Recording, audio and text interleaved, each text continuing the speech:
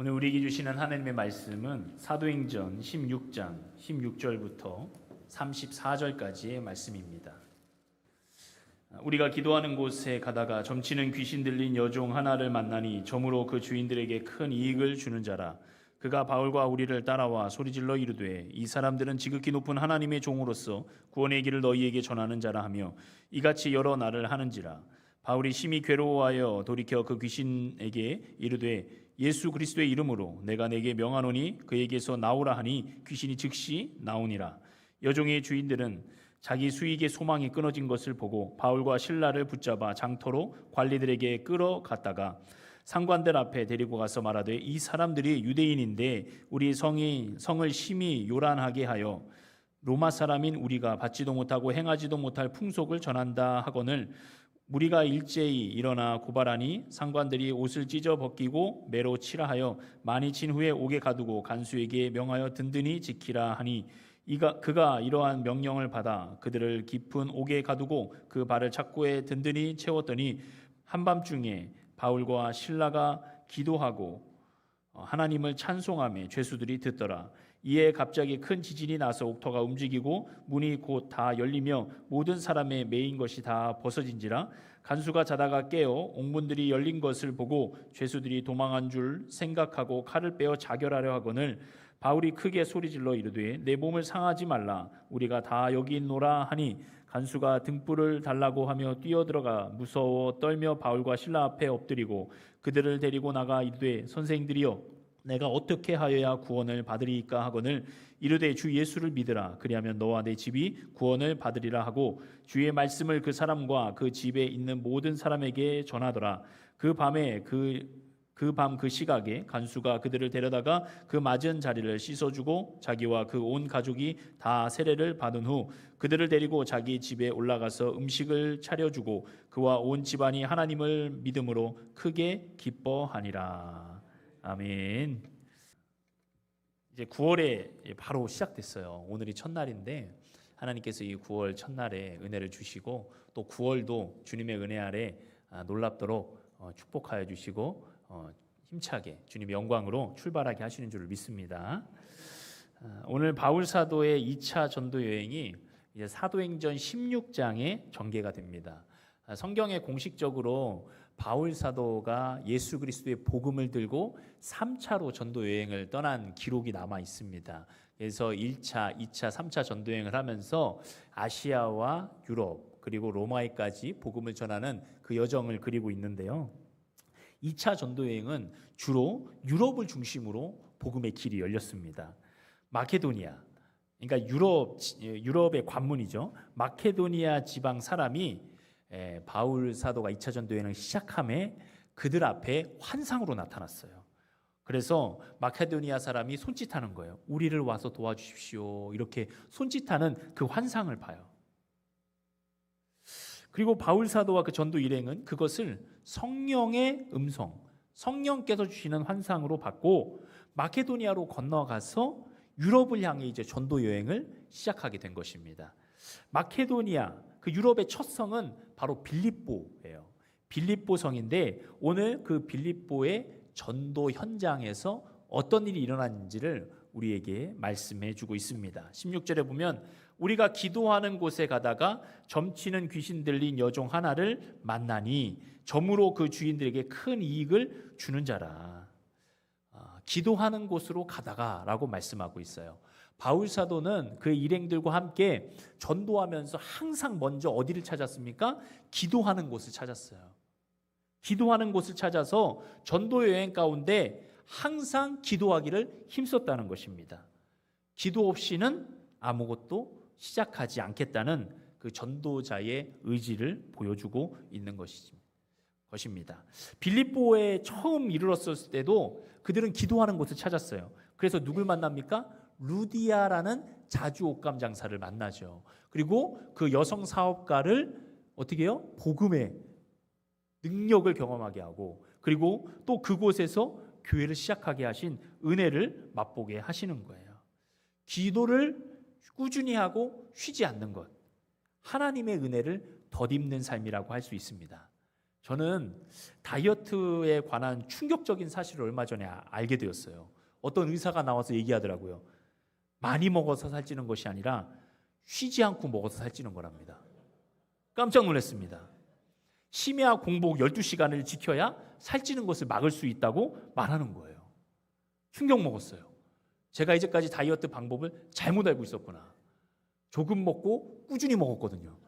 꾸준히 먹어서는 살이 빠지지 않는다는 것을 알게 됐어요. 근데 이것을 역으로 제가 생각해 봤습니다. 우리의 영이 살찌고 충만해지는 방법은 쉬지 않고 말씀과 기도의 삶을 살아야 우리의 영이 살찌고 충만해진다는 사실입니다. 전도와 기도, 사역과 기도, 삶과 기도는 뗄래야 뗄 수 없는 관계예요. 그 기도를 계속하게 되면 무엇이 하나님의 뜻인지, 무엇이 하나님의 뜻이 아닌지를 분별해내는 능력을 받게 됩니다.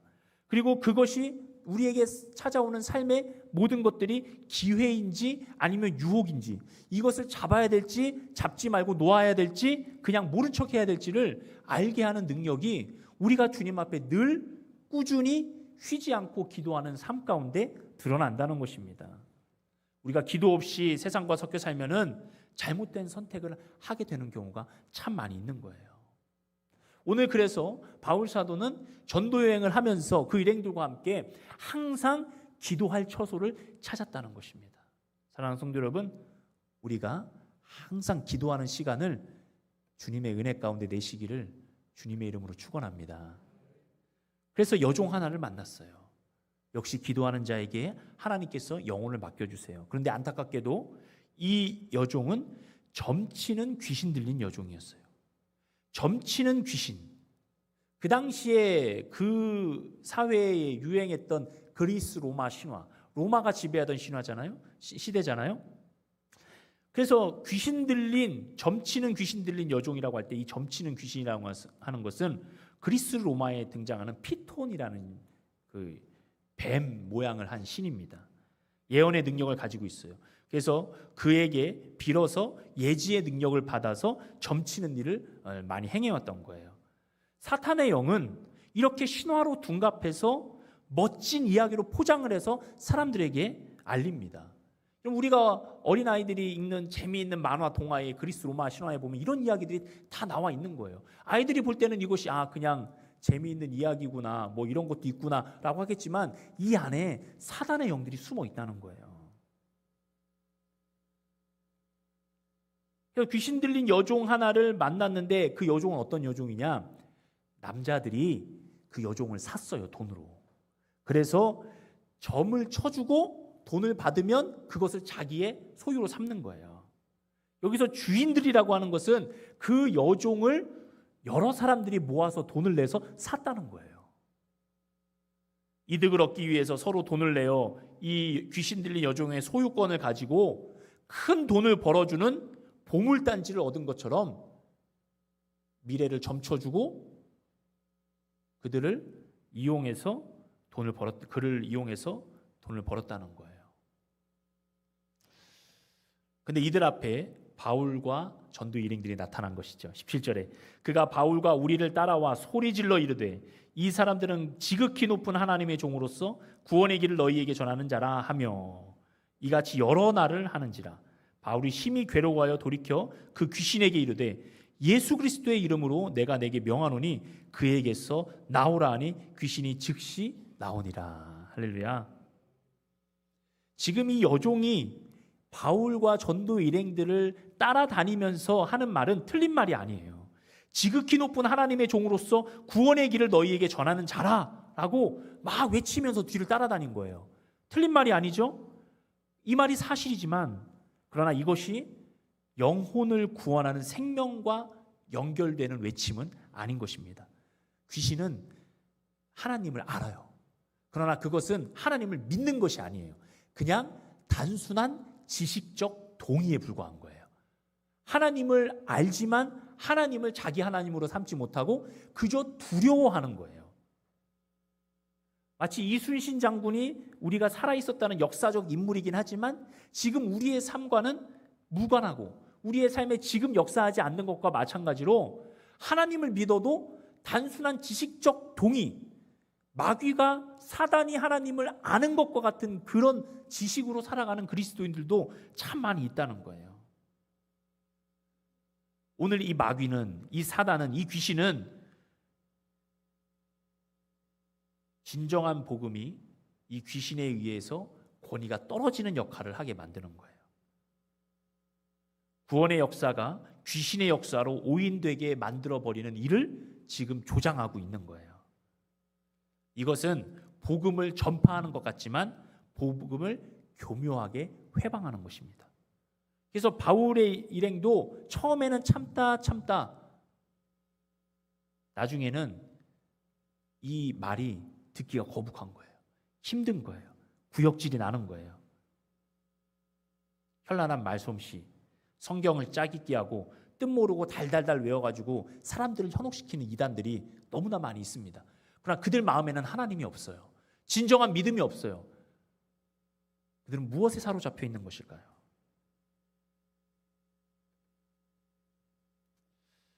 복음의 소리인지 유혹인지 기회인지 함정인지 구별하는 능력은 지식으로 가능하지 않습니다. 사탄도 하나님을 경외하지 않았지만 말씀의 지식으로 40일 동안 금식하신 예수님을 유혹했어요. 말씀은 지식으로 얻는 것이 아닙니다. 우리의 영이 하나님의 영과 교통하고 있는가?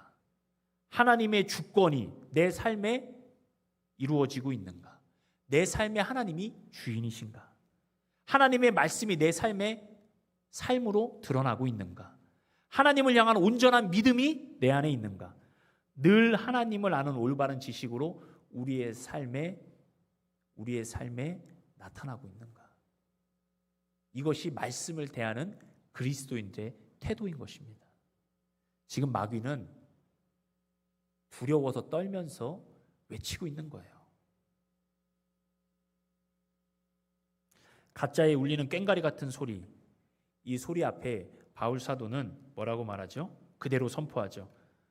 뭐라고 말씀하십니까? 나사렛 예수 그리스도의 이름으로 내가 내게 명하노니 그에게서 나오라 하니 귀신이 어떻게 나왔어요? 즉시 나오니라. 아멘. 바울과 그 일행들은 예수님의 이름으로 선포했어요. 가짜에게, 거짓에게 진짜의 이름을 선포하니까 사단은 그 여종의 사로잡힘을 풀 수밖에 없었고 그 앞에서 바로 축출될 수밖에 없었던 것입니다. 여러분, 예수님의 이름은 누구만 가지고 있는 거예요? 예수님을 진정으로 믿는 자들에게 능력으로 가지고 있는 것인 줄 믿습니다. 베드로와 요한은 예수 그리스도의 이름으로 일어나 걸으라 했을 때 은과 금은 그에게 줄 수 없었지만 은과 금보다 더 귀한 예수 그리스도의 이름을 그에게 준 것입니다. 그리고 그가 몇 푼 얻는 그런 구걸하는 인생에서 예배하는 자로, 성전으로 뛰어들어가서 다리에 힘을 얻고 예배하는 자로 거듭나게 되었습니다. 예수 이름의 능력이 그에게 임한 것입니다.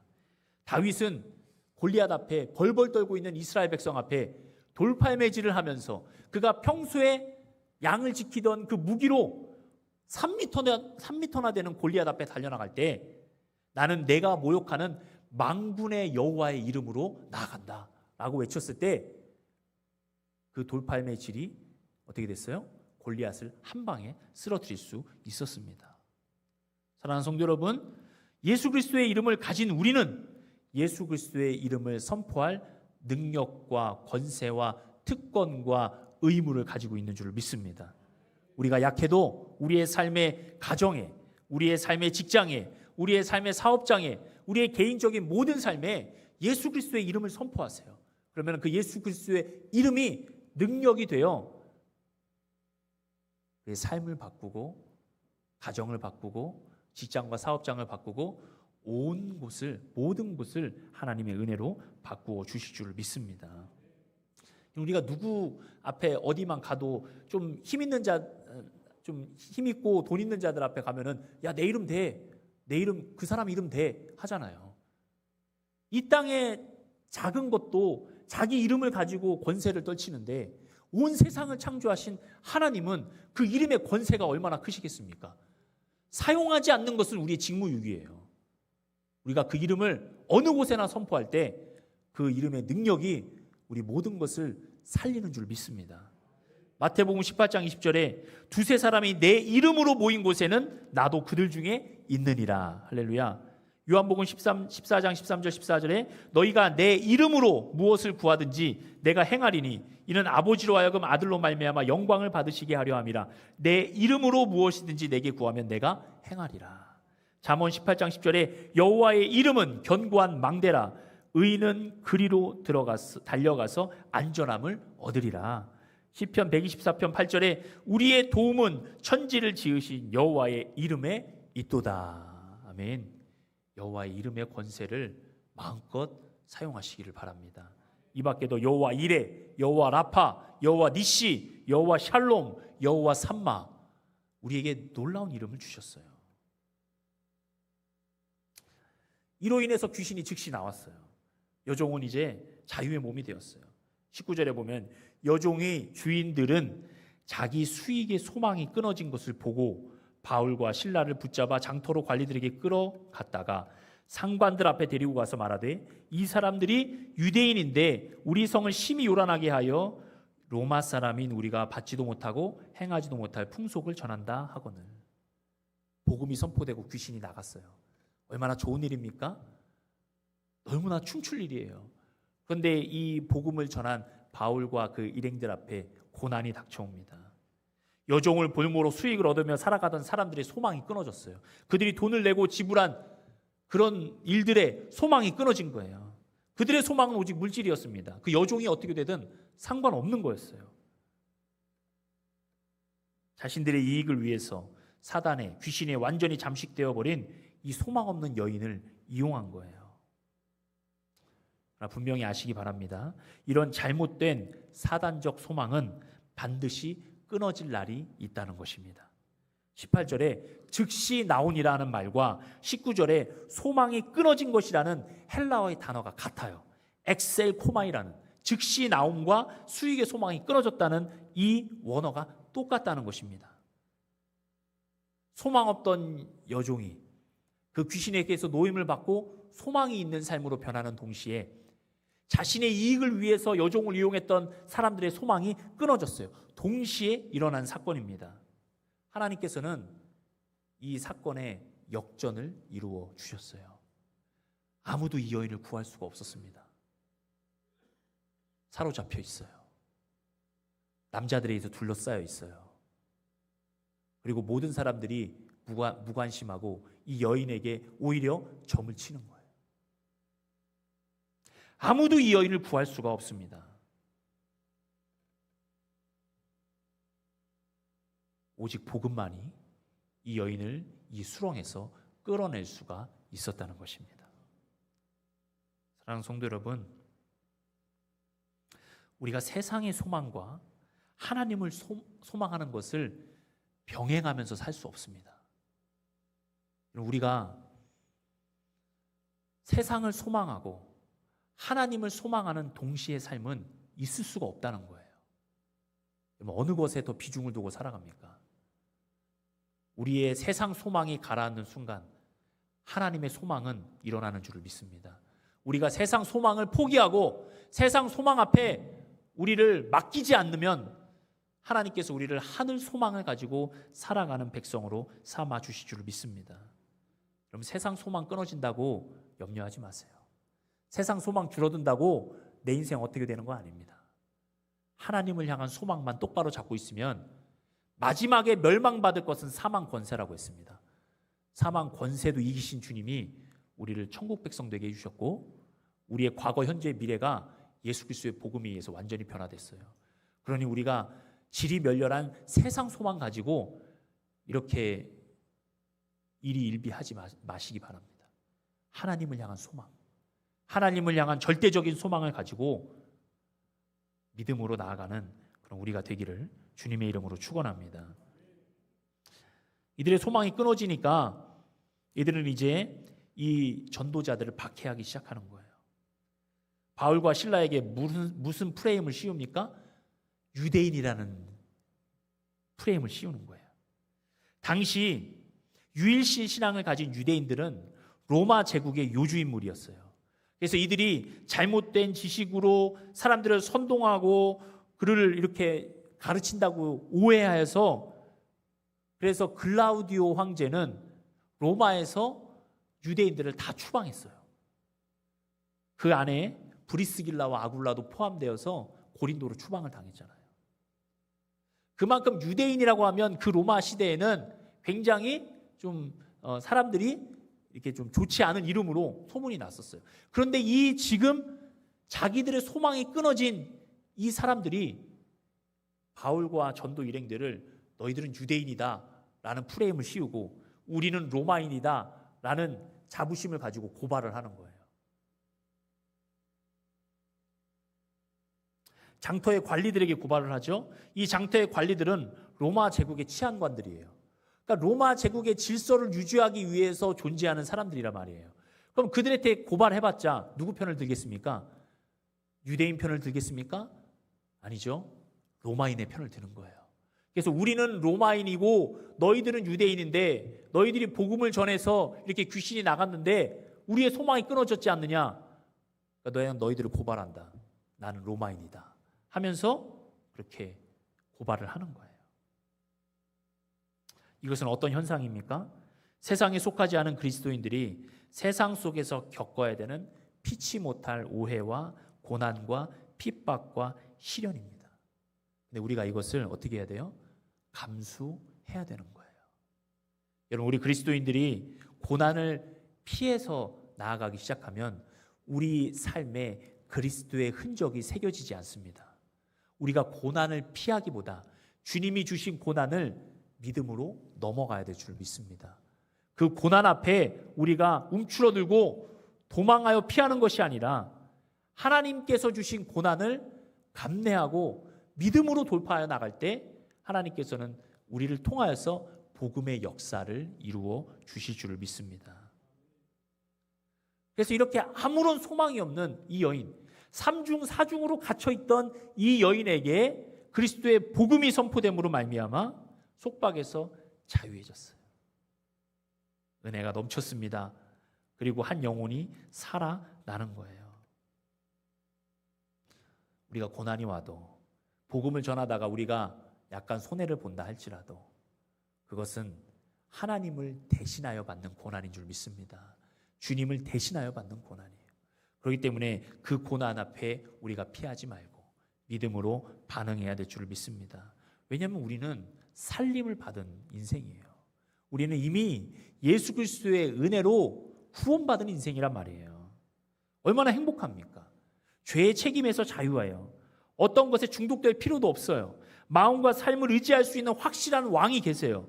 어떤 사람에게 목맬 필요도 없고 두려움을 느낄 필요도 없고 우리를 너무나 사랑하시는 분이 우리와 함께 하세요.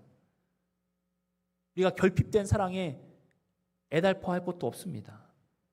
심지어 우리는 죽음 앞에 두려워할 필요도 없습니다. 이것이 우리가 받은 사랑이에요. 우리가 받은 은혜예요. 우리가 이미 누리고 있는 은혜라 이것입니다. 그러므로 우리가 받은 것을 아무 소망 없고 죽어가고 죽음의 공포에 쌓여 있는 영혼들에게 이 복음을 전할 때 우리도 살지만 그들도 살아나는 역사를 경험하게 되는 것입니다. 여종은 이렇게 풀려났고 이렇게 자유함을 얻었지만 22절에 무리가 일제히 일어나 고발하니 상관들이 옷을 찢어 벗기고 매로 치라 하여 많이 친 후에 옥에 가두고 간수에게 명하여 든든히 지키라 하니 그가 이러한 명령을 받아 그들을 깊은 옥에 가두고 그 발을 착고에 든든히 채웠더니 오히려 복음을 전한 바울과 실라는 유대인으로서 지금 옥에 갇히게 되었던 거예요. 그것도 착고를 차고 든든하게 지키라고 명하는 것입니다. 어떠한 죄도 따지지 않고 로마인과 유대인이라는 그런 프레임에 씌워서 지금 마치 정치범 수용소에 수감된 것처럼 이렇게 수감되어 버린 거예요. 그 안에 있는 죄수들도 억울한 사람도 있었을 거예요. 특별히 죄목을 정하지 않고 그냥 일방적으로 그 감옥에 갇혀버린 사람들도 있었을 것입니다. 그러나 바울과 실라, 아무리 든든히 그들을 가두고 착고에 든든히 태웠어도 그들 마음 안에 있는 성령의 역사, 하나님의 역사는, 복음의 역사는 빼앗을 수 없는 것입니다. 사람은 아무리 총과 칼로 위협하고 가둘 수는 있어도 그 안에 있는, 그 마음 안에 있는 자유는 빼앗을 수 없는 것이나 마찬가지예요. 우리도 복음의 사람으로서 어떤 환경과 상황이 올지라도 우리 안에 있는 복음의 실제는 누구도 빼앗아갈 수 없는 것입니다. 그래서 이들은 어떻게 했어요? 25절에 한밤중에 바울과 실라가 기도하고 하나님을 찬송하며 죄수들이 듣더라. 할렐루야. 상황을 이기기 위한 주문이 아닙니다. 한풀이가 아닙니다. 그들은 진심으로 하나님을 향해 기도했고 찬양했습니다. 복음 때문에 받는 고난, 그 현장에 그들은 그 복음 때문에 받는 고난을 당연히 여기고 오히려 찬양하고 하나님 앞에 기도했다는 거예요. 고린도후서 10장 4절과 5절에 우리의 싸우는 무기는 육신에 속한 것이 아니요 오직 어떤 견고한 진도 무너뜨리는 하나님의 능력이다라고 말씀하고 있어요. 여러분, 이들이 육신적으로 싸웠다면 그 착고에 묶여서 아무것도 할 수 없는 인생이 되었을 거예요. 그런데 그들은 한밤중에 하나님을 의지하고 찬양하면서 기도하면서 오히려 그 복음을 통하여 받는 고난을 당연히 여기고 기쁘게 여김으로 어떤 견고한 진도 무너뜨리는 하나님의 능력을 무기로 사용한 것입니다. 여러분, 사실 바울 사도는 날 때부터 로마 시민권자예요. 유대인으로 태어났지만 그의 집안이 굉장히 유력한 집안이어서 날 때부터 로마 시민권을 가지고 태어난 자예요. 그러니까 지금 이들은 유대인으로서 바울 사도를 감금한 것이 아니라 로마 시민권자인 바울을 감금한 거예요. 실수한 거예요. 그러나 이들이 몰랐잖아요. 그런데 바울 사도는 그 육정 찬스를 사용하지 않았습니다. 내가 로마 시민권자야, 너희들은 나를 가둘 수 없어 말한 것이 아니에요. 그저 순수하게 유대인으로서 복음 전하는 자로서 감옥에 갇힌 거예요.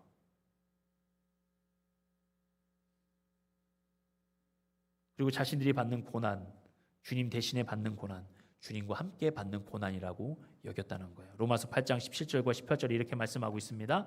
자녀이면 또한 상속자, 곧 하나님의 상속자요 그리스도와 함께한 상속자니 우리가 그와 함께 영광을 받기 위하여 고난도 함께 받아야 할 것이니라. 생각하건대 현재의 고난은 장차 우리에게 나타날 영광과 비교할 수 없도다. 예수님께서 십자가에 지실 때 앞에 있는 영광을 바라보시면서 그 기쁨을 바라보시면서 십자가를 참았어요. 오늘 바울과 전도의 일행들도 지금 주님께서 우리와 함께 고난을 받고 계신다는 믿음을 가지고 현재 이 받는 고난을 장차 우리에게 나타날 영광과 비교하면서 고난을 받고 있는 것입니다. 그들의 몸은 지금 착고에 묶여 있고 육신은 갇혀 있지만 마음은 어디에 있어요? 마음은 하나님 나라에 있는 거예요. 우리가 오늘 현장을 살아가고 우리 현실을 살아가고 있지만 우리의 영혼은 어디에 살고 있습니까? 우리의 영혼은 하나님 나라에 이미 있는 거예요. 하나님 나라의 성소에 우리가 있기 때문에 우리는 이 땅에 살면서도 하나님 나라를 생각할 수가 있는 거예요. 하나님 나라를 꿈꿀 수가 있는 거예요. 지금 이 바울과 전도 일행들, 바울과 실라가 이 감옥에 갇혀 있으면서 비록 갇혀 있지만 자기들의 마음과 모든 중심은 하나님 나라에 있었기 때문에 찬양할 수 있는 것입니다. 여러분, 우리 마음과 생각이 지금 어디에 집중되어 있습니까? 세상의 문제거리들에 집중되어 있으면 우리는 찬양할 수가 없어요. 우리 입술은 뚫려 있어도 찬양할 수가 없습니다. 그런데 우리가 누구라도 우리 입을 틀어막고 우리가 아무것도 못하게 할지라도 우리 마음이 하나님 나라에 잇대어 있으면 우리는 손과 발로도 하나님을 찬양할 수 있는 거예요. 이것이 마음을 하나님께 둔 자의 특권이고 능력입니다. 여기 안에 우리의 소망이 있는 거예요. 억울함이 가득한 그 감옥 안에, 억울한 소리들이 들려오는 그 감옥 안에서 누가 거기서 감사와 찬양을 할 수 있겠습니까? 그런데 바울과 실라는 마음을 하나님께 두고 소망이 없는 현장 가운데 소망의 소리를 외치고 찬양과 기도를 드렸다는 거예요. 여기서 중요한 사실, 죄수들이 듣더라. 여기서 듣더라라는 말은 에파크로마오이, 이 신약 성경에 여기에만 나옵니다. 딱 한 번 나와요. 이 말은 뭐냐면 아주 경청하고 귀 기울여 들었다는 거예요. 그 한밤중에 간수는 졸고 있고 죄수들은 원망하는 소리, 억울한 소리, 죽는 소리를 하고 있을 때 바울과 실라는 찬양의 소리를 올려드렸고 그 찬양의 소리, 기도의 소리를 그 죄수들이 귀 기울여 들었다는 거예요. 하나님께서 그 공간과 시간을 지배하고 계셨습니다. 사랑하는 성도 여러분, 우리 인간은 공간과 시간 안에 갇혀있는 인생이에요. 3차원적 인생이란 말이에요. 근데 우리가 하나님 나라에 입되어 있는 순간 우리는 어떤 인생이 되는 거예요? 3차원이 아니라 몇 차원? 4차원의 인생이 되는 거예요. 우리가 누구 보고 좀 이상한 생각을 하면 야, 너 지금 4차원이다, 뭐 24차원이다, 뭐 이렇게 얘기하잖아요. 그거는 조롱하는 말이지만 우리 그리스도인들이 시간과 공간에 매여 있지만 우리가 이 땅을 넘어서 하나님 나라를 바라보고 있으면 우리 인생은 4차원적 인생이 되는 거예요. 시간과 공간을 뛰어넘어 계시는 하나님께서 지배하고 계시는 그런 삶을 살아가는 거예요. 오늘 그 찬양과 기도로 말미암아 그 3차원적 세상이 4차원적 세상으로 변화된 거예요.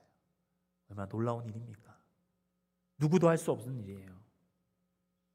복음이 계속 그 감옥 안에서도 빌립보 교회에 흘러가고 있는 거예요. 어떤 일이 일어나죠? 26절에 이에 큰 지진이 나서 옥터가 움직이고 문이 다 열리며 모든 사람의 매인 것이 다 벗어졌어요. 하나님을 믿는 역사가 확실하고 하나님의 복음이 필요하고 기적이 필요한 현장 가운데 하나님의 복음의 기적이 일어난 것입니다. 지금도 선교 현장에 가면 우리가 이루 말할 수 없는 그런 기적들이, 수많은 일들이 일어납니다. 독사에 물려도 해를 받지 않는 그런 기적들이 일어나요. 하나님께서 그 기적이 필요한 곳에 하나님의 역사를 일으켜 주시고 기도하고 찬양하는 자들을 통하여서 기적이 현장에게 일어나게 하신 거예요. 모든 사람의 매인 것이 다 벗어졌어요. 억울한 사람이든지 죄수이든지 아무 상관없이 그 안에 있는 모든, 옥 안에 있는 사람들의 모든 착고가 풀리고 문이 열렸다는 거예요. 그런데 이상한 일이 일어납니다. 28절에 같이 한 사람도 도망가지 않았어요. 여러분, 자유의 몸이 됐어요. 그 당시에는 뭐 CCTV도 없고 어디도 없어서 도망가면 끝입니다. 도망가면 잡을 수 없어요. 도망갈 기회가 열린 겁니다. 억울한 사람들은 억울함을 풀을 기회가 열린 거예요. 그런데 한 사람도 도망가지 않았어요. 왜 그랬을까요? 바울과 실라가 그 밤에 찬양하는 소리에 그들의 삶의 소망이 거기서 발견됐기 때문입니다. 내가 왜 이 감옥 안에 있는가? 나는 왜 억울하고? 나는 왜 죄를 지었고? 나는 왜 이 자리에 있는가? 이 인생에 해답이 없기 때문에 이 감옥 안에서 억울해하고 슬퍼하고 있는데 찬양 소리, 기도 소리, 진정으로 하나님을 찾는 소리가 그 감옥에는 들리니까 그들이 귀 기울여 들었고 그 감옥 안에서 그들은 하나님을 향한 소망을 발견한 거예요. 그리고 그들은 도망가지 않았어요. 바울 사도 곁에 남았습니다.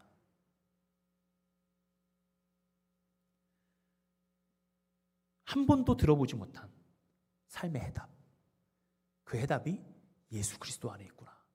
그들은 그것을 발견하고 복음을 만났기 때문에 도망하는 것보다 남는 것이 그들에게는 소망이었기 때문이에요.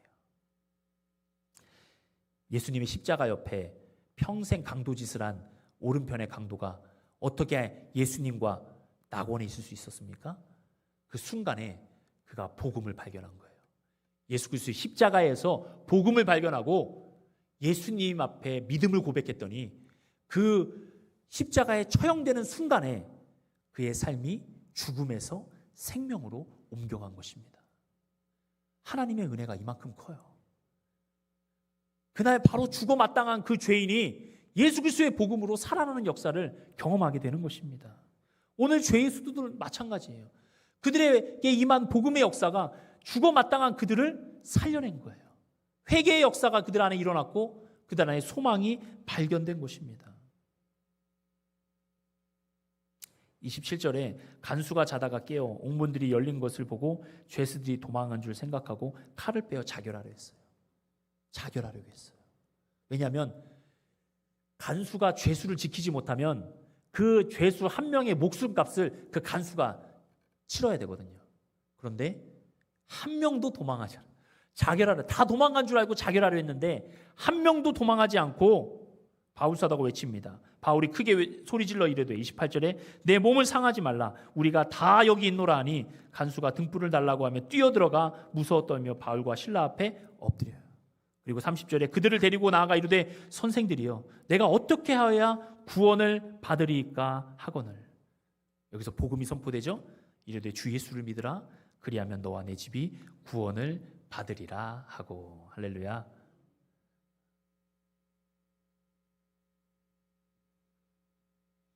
간수는 자기들의 가족이 있음에도 불구하고 이 일을 자기가 책임질 수 없기 때문에 자기 혼자 자결하려고 했어요.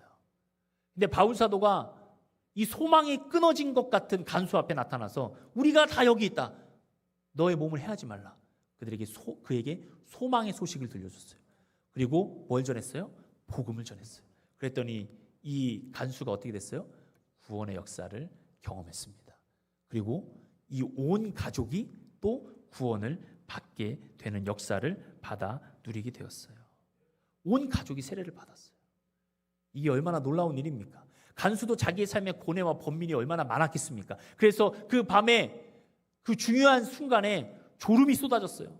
낮에 번민하고 고뇌하며 나를 어떻게 살아가야 될까 그 고민을 하고 있는데 그 밤에 졸다가 이런 일이 일어나니까 에라 이참에 죽어버리자 했던 거예요. 그런데 그 안에 소망이 생기고 그의 가족이 살아날 길이 이 예수 그리스도의 이름 앞에 생겨난 거예요. 그래서 복음을 통하여서 이 간수도 이 가족도 구원받은 것입니다. 사랑하는 성도 여러분, 빌립보 성에 한 번에 복음을 전했을 때 3,000명, 4,000명이 복음을 듣고 회개하지 않았어요.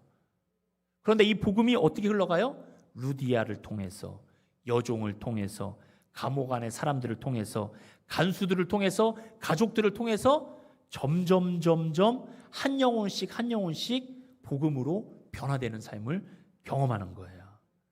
전혀 다른 환경이에요. 루디아, 여종, 감옥 안의 사람들, 간수들, 가족들 다 다른 환경이에요. 다른 직업이에요. 다른 사람들이 빌립보 교회를 이루면서 나가는 거예요.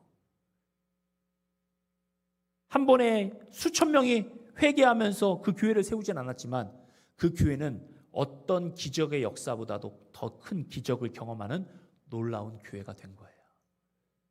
그래서 빌립보 교회는 아무리 핍박이 있어도 흔들릴 수가 없습니다. 물론 여러 가지 흔드는 세력들이 이후에도 많이 오지만 그러나 예수 그리스도의 복음을 철저하게 경험한 이들로 인해서 흔들리지 않는 것입니다. 사랑하는 성도 여러분, 우리 유일교회는 어떻습니까? 우리 유일교회도 서로가 다 다른 환경과 다른 삶을 살다가 이 자리로 모여요. 우리 유일교회가 강력한 이유는 무엇입니까? 오늘 선포된 이 복음의 역사처럼 복음이 충만하기 때문입니다. 복음이 우리의 삶을 지배하기 때문이에요.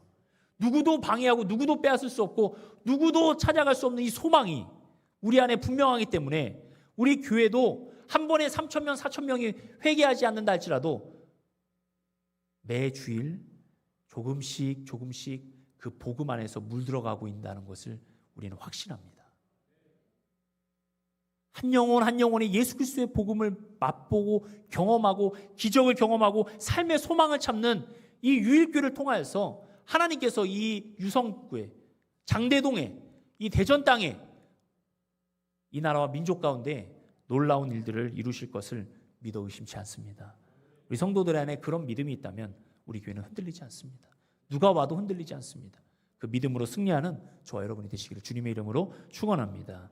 주님께서 한 영혼을 오늘도 추수하기를 원하세요. 복된 공동체가 되기를 원하세요. 예수 그리스도의 이름의 능력을 가지고 승리하며 복음의 역사를 이루어 나가기를 원하신다는 거예요. 여러분 마음 안에 예수 그리스도께서 살아 숨십니까? 예수 그리스도께서 주인이십니까? 어떠한 고난이 와도 그 예수 그리스도를 포기하지 않을 능력이, 권세가 여러분, 저와 여러분 안에 있습니까?